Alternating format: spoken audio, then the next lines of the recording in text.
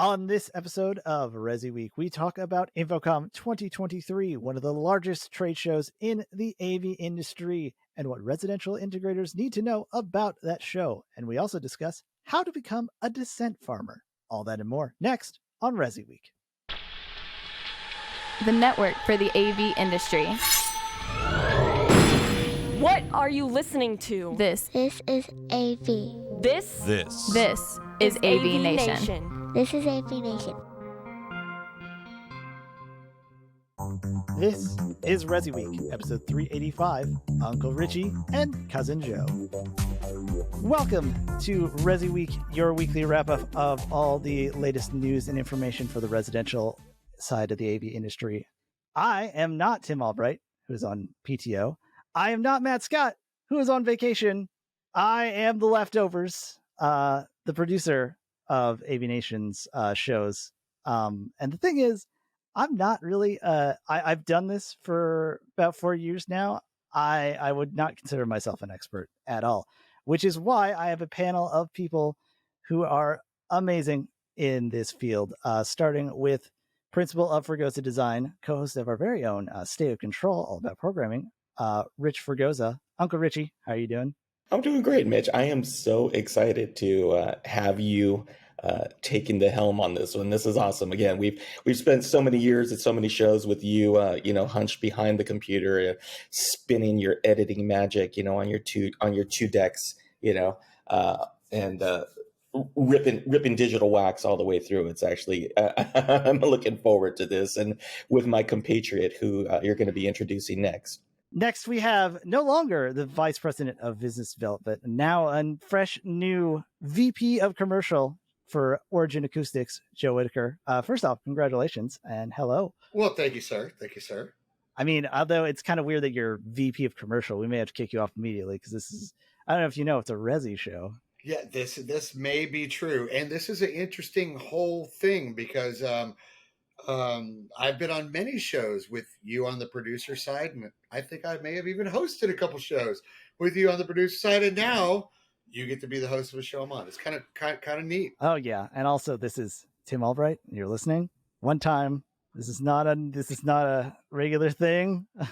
I will fight. I will drag someone in. I'll just say that, since arguably Resi and Commercial are getting so intertwined, I'll give it a pass. And also because our first story is InfoComm 2023, which is a big show for both the residential and commercial side. Maybe more commercial, but argue. InfoComm 2023 was last week, featuring not just a whole lot of innovation, new products, and a lot of really interesting stuff, but education and classes from Avixa. I do know that Steve Greenblatt, host of State of Control, had his own show or class with Brittany DeCesare from Control Concepts, which sounded really neat. And I wish I could have gone. I was stuck here in St. Louis, but I lived vicariously through a lot of the footage that we got and got to see some really neat things through that. According to the numbers, which we only got a couple of hours ago, so we're lucky in that thing, there are 29,000 attendees that they verified. A third of them were actually first time. I want to say 37%. So I think that's a really good way to say that there's some growth there. But you guys were on the show floor. So I guess I'll just start off was there anything cool that you guys saw that just straight up blew you away, regardless of what camp they come from? Well, I've already decided I've got the name for the show since I'm Uncle Richie, and you're going to be Cousin Cotton Eye Joe. So it's Uncle Richie and Cousin Joe spinning the yarns. Yeah. This, and I think Joe, you're going to agree. It's that this was another evolution, not a revolution kind of show, where we saw existing technologies. The refinements. We've seen more of the move towards software. We're seeing more and more software codecs. We're seeing more and more software DSPs. We're seeing more and more software solutions. Two companies who were dealing with software based AV over IP solutions. I mean, it was the first time that I saw it that they went, we're going to put this on a NUC. They virtualized the video over IP, and I went, that's the next step. We've now seen we had the original point to point. We had copper to copper for 15 years. Then we moved over to AV over IP with actual boxes. We are now virtualizing that process again. So, we're seeing those iterative steps over a 5-year period. A big thing that I noticed really for the show, and we were talking about this earlier before we were recording, is that I had the luxury of attending 4 shows in one calendar year. So we had delayed ISE, we had InfoComm, regular ISE, and now InfoComm again. So during the course of a calendar year, the biggest thing that I've seen is the return of people to the show. Just right there, roughly 30,000 attendees. But the big thing that I noticed, and we were talking about earlier, is it wasn't just necessarily management. Like InfoComm of, 21? You saw like basically decision makers were the only ones who were making it, trying to make it to meetings, trying to discuss business, no techs, and again, slight little virus kind of changed things around. 22, we saw the return. It was still mostly, I felt, kind of a business first meeting where you'd sit down, you'd kind of hammer out the deals that you needed to for the year, but there wasn't necessarily that going through the booths and the trade show feel where you're bringing your technician, you're bringing your team, you're bringing those first time attendees. And from the numbers that you just said, that 30% first time attendees, that tracks. That definitely tracks. This was the first time in 5 years that I did not cover the show for media. I actually got to put my consultant cap on, and I got to spend just 2 days walking the aisles, going to each booth, meeting with manufacturers, meeting with other integrators, just getting the opportunity to get a feel for the industry and the people. And one of the things that I really noticed was that the attendance of employees of companies, and this is large companies and small companies, where I'd see 2, 3, 4, 5 person operations working their way through. And they were, what I like about the virtualization of the software is it's leveling the playing field. You don't necessarily have to be deeply invested in deep pockets into hardware with a lot of software solutions that are out there that allow smaller companies to be a little bit more nimble to work their way into projects, where before, unless you had basically a giant warehouse that you could house everything that you needed, that was kind of interesting. But we'll get into Joe's part, in his transition. But what about the show floor itself from the manufacturer side? Whoa! So to me, it was an interesting show. If you look at it's starting to show a very unique intersection of commercial and residential. From the point of, I did bump into you, Richie, which is always amazing seeing you, and then saw one of my good friends, Sean LeMay, who is strictly residential and now doing Zoom rooms in houses, right? He's blending corporate environment into residential environment. And then all the way from you talking about, Uncle Reggie and Cousin Joe, and I got to see Daryl, the CEO of Cedia, and his other brother, Daryl, Mr. Labuscus, and his other brother, Daryl, Mr. Blackman, all under one roof, right? So you had Daryl and his other brother, Daryl, and his other brother, Daryl. Old TV quote there for those of you who don't know it, but it was like the blending of all people under one roof. From the manufacturer side, obviously it was like, Origin Acoustics first go, really at a commercial show. And we did it with partners like, Crestron and others.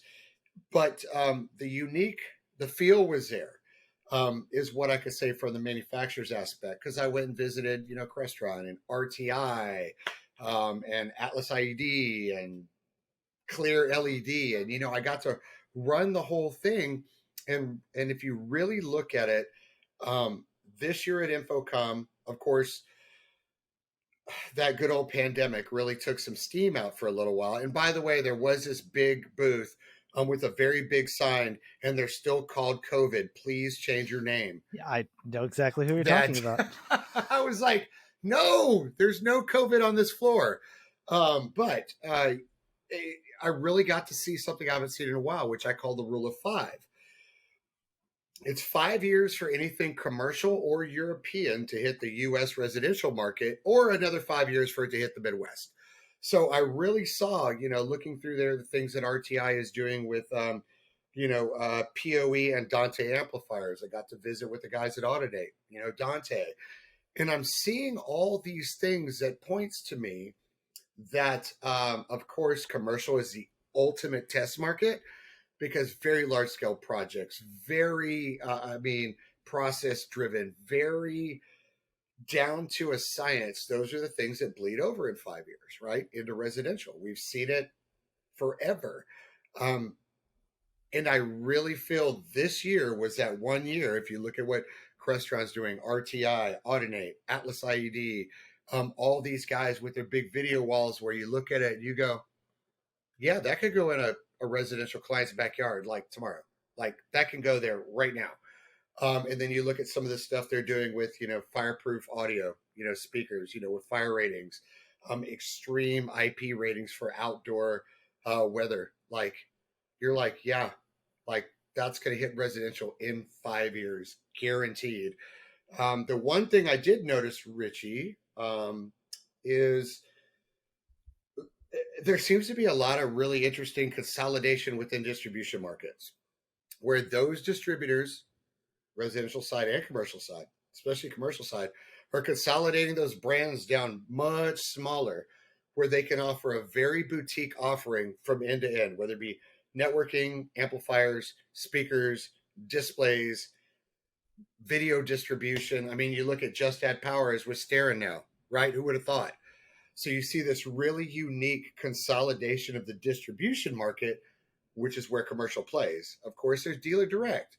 For the most part, it's big distribution market. You're seeing it becoming very more niche and tied up, where you don't have a billion things to choose from, but you have a catalog to choose from where everything actually works together. I saw that at like 5 different distributors' booths at InfoComm. So I'm going to say, please make that work in residential too. Choose a tight-knit catalog so that one distributor can give an entire solution from bottom to top for the integration market in residential, because it's happening in commercial, and from what I see, it's working.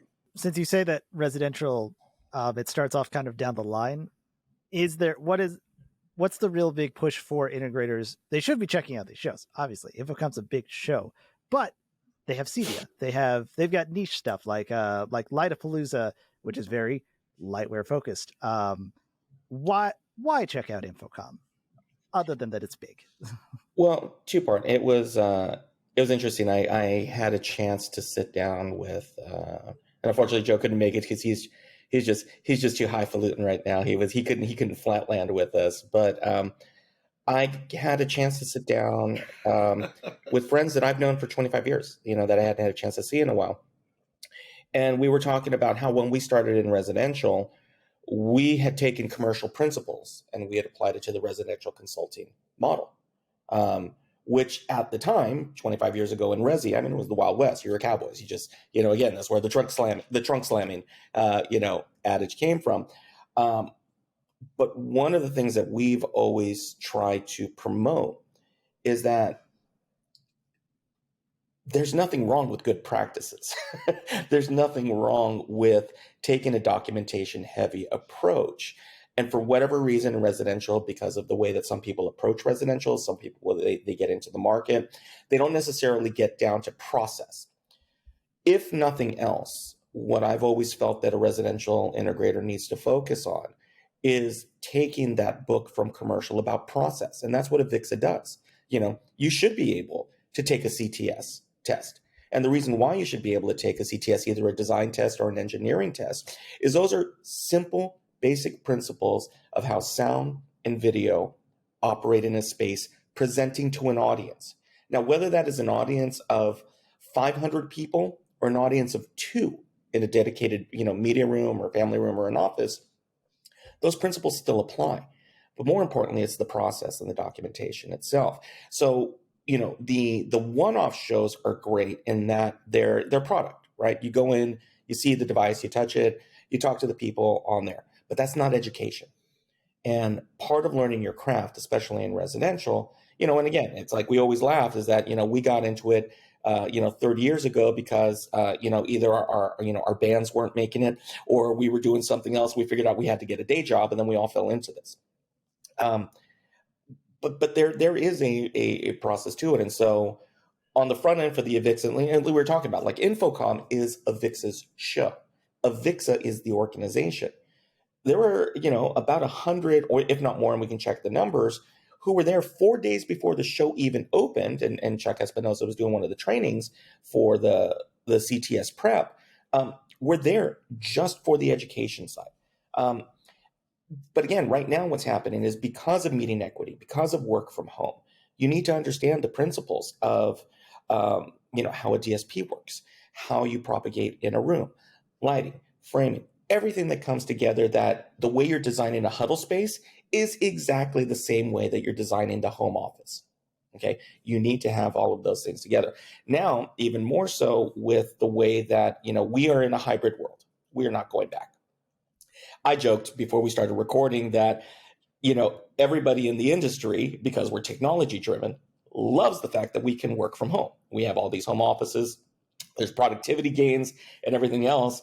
And yet one of the talks was how to get everybody back into the office, which was being sold by the people who didn't necessarily want to go back to the office either. So the commercial market is kind of in this unintended consequence of the work from home movement, in that they still have to sell products for the office, but there's less offices at this point. San Francisco, we've seen a 70% reduction in office space in 1 year.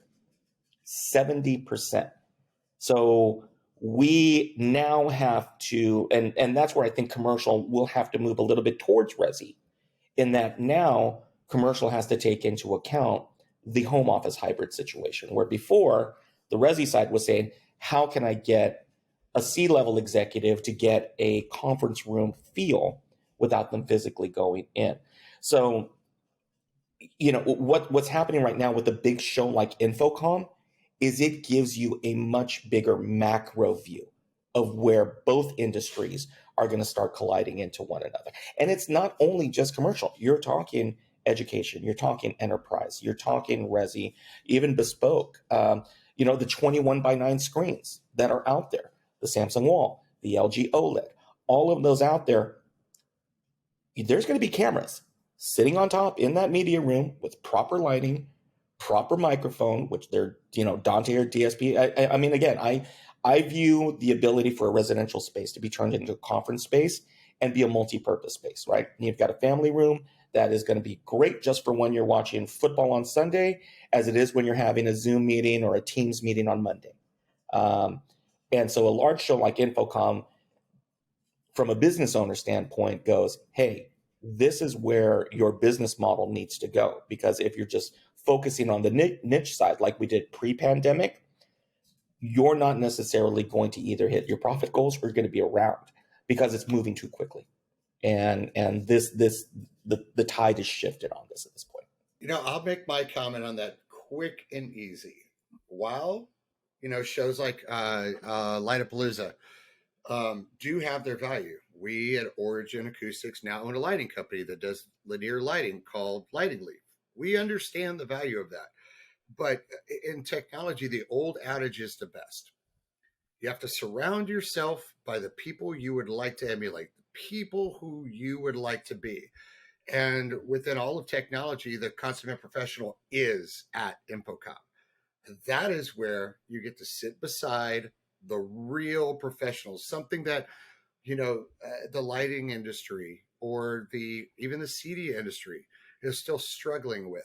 How to be at that professional level. And the only place you're going to find that within all of these kind of combined industries is at InfoComm. You sit in classes with those people.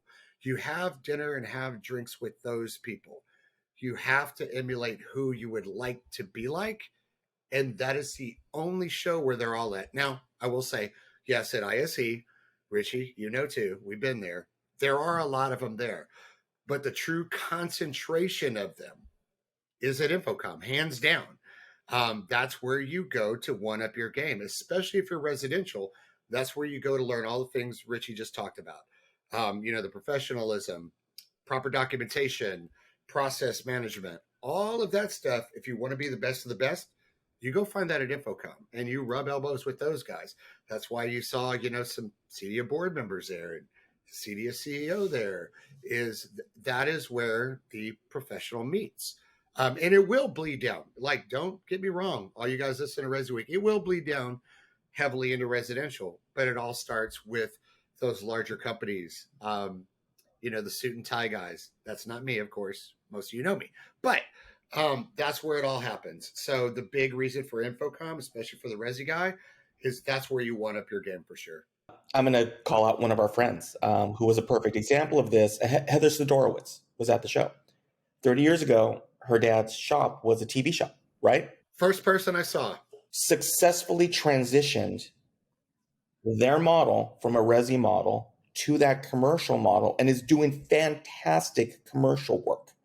Same company, same principles, but took that to that next level where all of a sudden, instead of putting a TV and a sound bar and some speakers and a Sonos or whatever in a living room, are now doing museum spaces, business spaces, putting up their own video walls. And that's a key, as opposed, and again, we're on the Resi show. That has to be part of your model. Resi's margins are changing. You're not making those same margins at that point. So you need to be able to diversify, whether it's Resi-mercial. Unless you shop with Origin Acoustics. Unless you shop with Origin Acoustics, exactly. Then you're the one-stop shop for all of your leads. But I mean, if you take a look, Leon, right? Leon Speakers is making some great enclosures, right? But these for this Resi-based show, if you are not expanding the breadth and width of what you do, whether it is commercial, Resi-mercial, hospitality, but again, shading, lighting. If you don't understand at this point from a Resi practitioner's view how Dante works, you are going to be in a lot of hurt very quickly over the next few years. If you don't understand AV over IP at this point, if you don't understand soft codecs, hard codecs, meeting equity, and all of these things, these are necessary parts of your business model at this point. You can't just go, I'm putting in a 85-inch flat panel and a sound bar and walking away. At this point, there's not enough to sustain you to keep you moving forward. And so, yeah, absolutely. It's especially now, like Joe was saying, and absolutely for Origin. I mean, Origin, there's no accident why Origin is working their way into commercial as well. It is an untapped market where higher quality options are finding a market that they go, oh yeah, guess what? In the commercial space or in the enterprise space, they do want it to sound better. Go figure. Who would have thunk it, right? And as we jump into the next story, I will add that, since we're talking about that thing, is for all my Resi guys out there, I did it myself more than once. I did it during the 2007 housing market crash, is diversify your solutions now. We have no idea where the economy is going to go, where deficits are going to go, or whatever. And usually the residential market is hit first. The only thing that saved my company back then was diversifying into commercial when the Resi market dropped off. That kept our doors open. So like Richie said, educate yourself about these things now, because it can actually be a long-term solution to keep your doors open. Yes, I agree completely. And with that, you have made the perfect segment to jump into our probably last story. We took a lot of time for InfoComm because I don't know, it was a big show. And surprisingly, other stories did happen in the week. Mostly kind of opinion pieces. We've brought back another Henry Clifford one. We haven't actually brought back Henry Clifford like last time, where that just happened to coincide with him showing up on the show. But he made a article, as he does a article. I mentioned I'm a broadcasting, like I have education in this. Becoming a Dissent farmer, and how optimism can only take you so far in your business. Henry writes, basically, read the article. Matt says it all the time. I'm not sure he actually does what he says, but nonetheless.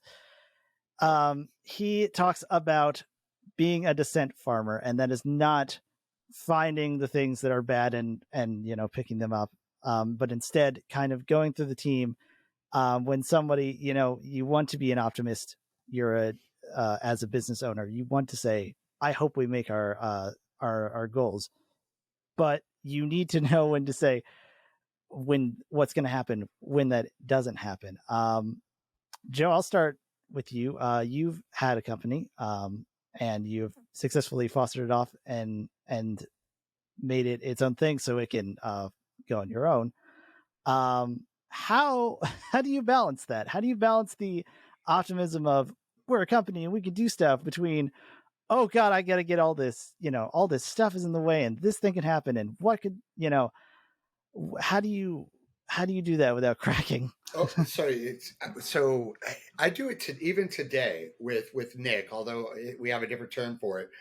But with my old company, once a month, and I recommend everybody do this every 30 days.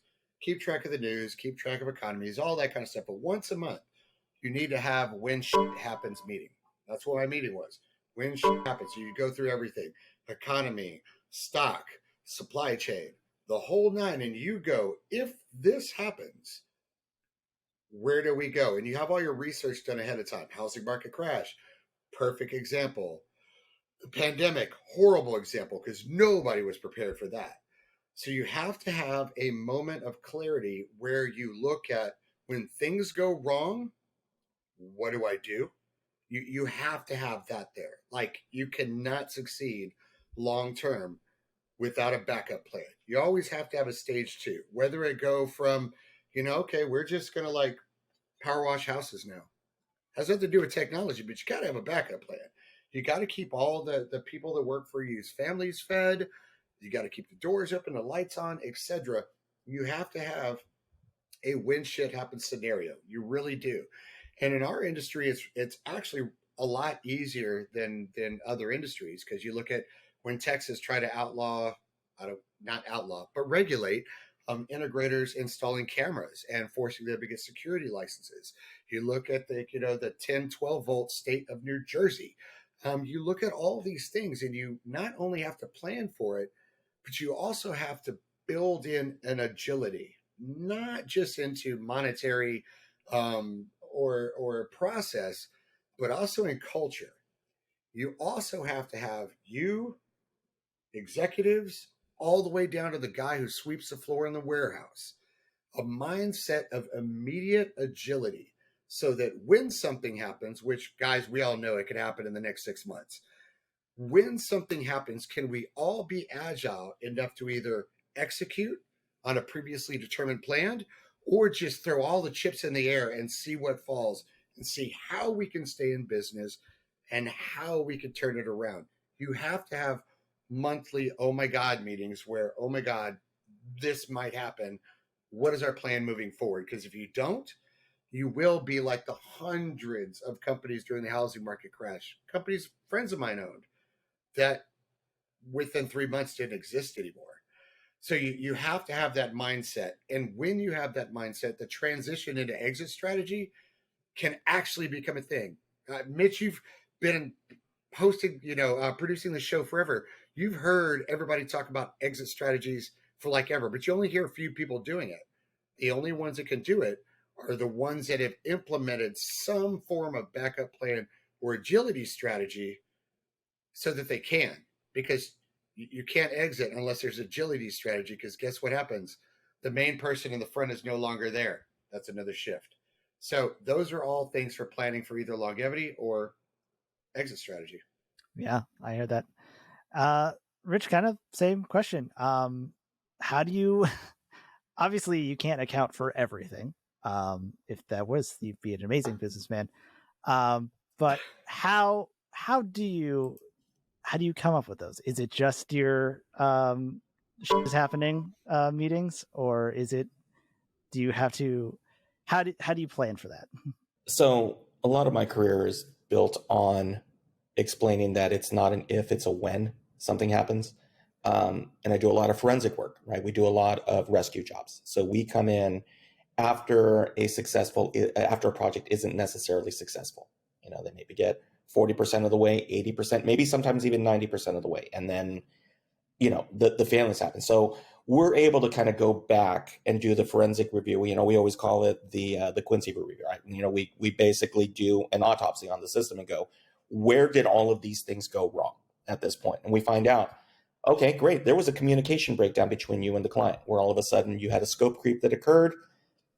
Everybody was great in the beginning, right? What is it? Is that nobody ever enforces a contract at the beginning of a project? Nobody ever sues each other at the beginning of a project. So part of Dissent farming for me is that project approach, which is it's okay for when. When is a good thing? When is the ability to pivot and work your way through and stop looking at it as something that we have to hide from. And that's what happens with a lot of integrators, is that I don't want to hear any bad news, right? I don't want any bad vibes on this. I don't want to know about it. If it happens, that'll be great. And so we treat it as this thing like a visit to the dentist's office, right? And like what Joe's talking about is he's got like, hey, once a month, we're just going to go, what if? More importantly, it's the opportunity to say, hey, the reason why we're saying what if is because of X or because of Y. And you're able to be on the front end to be able to say, this is where we're going before it happens, as opposed to after it happened, we're in a world of hurt. For Resi, especially, you've got a lot of integrators who are wearing 7 different hats. So they may go ahead and be doing the design and doing the finish work and everything else. They've got a couple of techs out there. And then all of a sudden, when a project goes south or they lose profitability or something, it's like, oh, what happened? And then they start yelling at everybody and they're getting upset. And, it goes, it's chapter and verse. Joe and I have both seen this for decades, right? And it's just like, it just keeps happening and just keeps happening, just keeps happening. And I think what Henry's article was talking about was just, again, kind of like commercial and tying this into InfoComm. It's process. When we mean it's just business, it's not personal, it's just business, that's what we actually mean in this case, is that so many Resi dealers, it's a cult of personality, right? What they do is who they are. That can be one of the absolute worst things you do to your company, because then you get caught up in your own cult of personality. And he talked about it, right? Believe in your own press. I've always done that with integrators, right? The minute you start believing your own press is the minute that somebody's going to go ahead and hopscotch you. Because if you think that you're that good, that you've got the secret sauce, you don't. You've just convinced yourself that you do.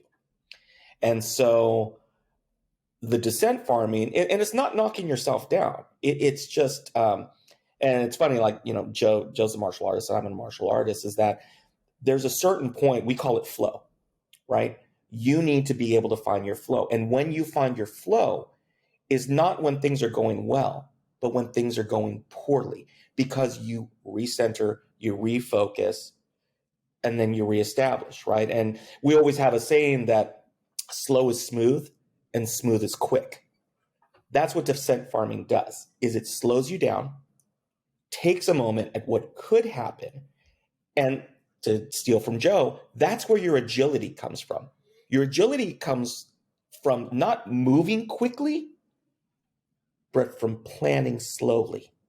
Because then when it does hit, you're not surprised. You then just execute. And it's a very weird way of thinking and operating for many people. Because the first thought is activity, right? Activity is not agility. Activity is not something that moves you forward. We call it busy work, right? Oh, I'm moving, right? In sports, they call it hero ball, right? You try to be the hero, you try to do everything on your own. Look at how I'm doing, but you don't get anywhere. The Dissent farming is that moment, is the ability to step aside, take your cult of personality out of it as a business owner, and say, okay, here's what we are. We're not saying that it's happening, but we're preparing ourselves, learning the process, training ourselves so that if it does happen, we execute and move ahead with a minimum of movement across the process. And so, again, like I said, it's the West Coast vibe, or it's the martial artist in me, but it is about control, and learning how to maintain your calm under that pressure situation. Definitely. And that is a beautiful place to wrap it up. Otherwise, I will, again, because I'm not a martial artist, but I do a lot of fighting games. Honestly, it does speak a lot to a lot of the same things with things like fundamentals and core and stuff. And also, because that I would get into a tangent because the esports scene is big and integrators should be looking at that. But that is a story for another time because we have over exceeded our limit. Thank you guys so much for joining us. Rich, how can we get in touch with you or Fregosa Design? You can find me on the interwebs, Twitter at rfregosa. You can find the company, fregosadesign.com. Type in my name into the interwebs, things will pop up. Hopefully you will find me there, but more importantly, I hope you find me here on AVNation. Obviously, we have our show with State of Control in our moving past episode 100 and on our way to 200 with my partner, Steve Greenblatt, where we talk about the state of the control system automation industry itself. But hopefully here on the rest of our suite of shows and verticals. And like I say, always help us out by supporting our sponsors. Thank you so much. Joe, same thing. Thank you for being here. How can we get in touch with you or Origin Acoustics? You know me. I just email me directly, joe@originacoustics.com, or you can find me all over the good old web at Joe Whitaker. You'll see this ugly mug. You'll know it's me. And you can drop me info, ask me questions, give me product ideas, whatever you got coming. If it's on your mind and you think I should hear it, just send it my way. Is it really just you're the only Joe, or did you take the other guys? No, I am the only Joe. We do have two Kyles. So if there is ever another Joe that comes along, he gets to be Joe number 2, just like we have a Kyle number 2. So he will be, he'll probably be Joe number 2 at originacoustics.com. I'm of the Clancy Brown, there can be only one kind of situation, but yeah, me too. I feel like that. And then I can just be, or alternate, like I said, Cousin Joe's showing up. Yeah. Cousin Joe. I'm Mitchell. Don't follow me on the socials. I'll take that from Tim because I'm not part of the AV industry. If you want to see stuff like fun art and writing things, that's more the line. Instead, I will take Richie's cue and say, check out our underwriters. Check out our shows like State of Control, like AVWeek and ResiWeek. Our Women in AV podcast, which just recently had a show at InfoComm, which was really fun to edit around. That's a really fun conversation. Check that out. Support our underwriters. They're in the AV industry from a very selfish standpoint that gets me paid. So I would appreciate that. Brothers got to eat. I believe that's a Richie quote. And yes, check out all our shows and more at AVNation.tv. Thank you so much for watching. That is all the time we have for ResiWeek.